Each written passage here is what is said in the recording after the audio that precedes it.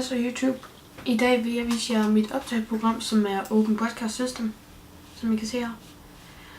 Og for at bruge Open Podcast System til at optage skærmen, skal I bruge indfang lyd ud og indfang display. For at få det på, trykker I på plus, og så lægger de alle sammen der. Og så er der nogle indstillinger her. Jeg forstår ikke lige, hvorfor de ikke er åbne, det plejer de.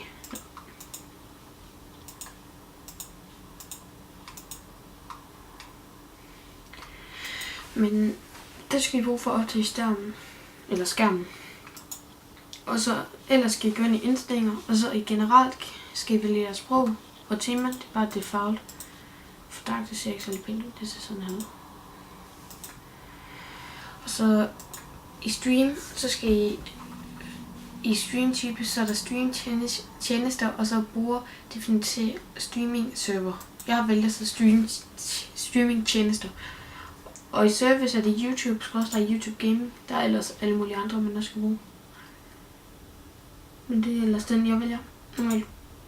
Og så den her server. Så det er primært YouTube inde server og backup YouTube inde server. Og jeg vælger primært. Så skal jeg lave en streamnøgle. Den viser jeg så ikke, hvad min er. I skal vælge en videobitrate. Min er på 1500, og så en audiobitrate.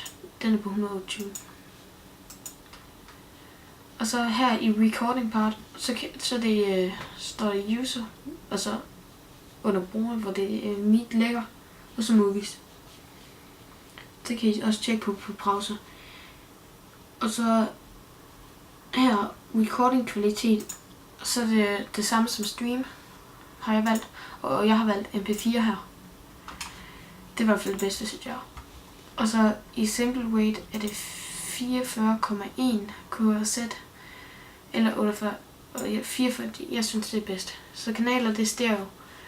Og de andre her, de er lidt lige meget mindre, man har sådan en mikrofon ved siden af. Jeg har sådan en indbygget mikrofon her. Og det er indbygget. Det her, det behøver I heller ikke til noget. Så i video,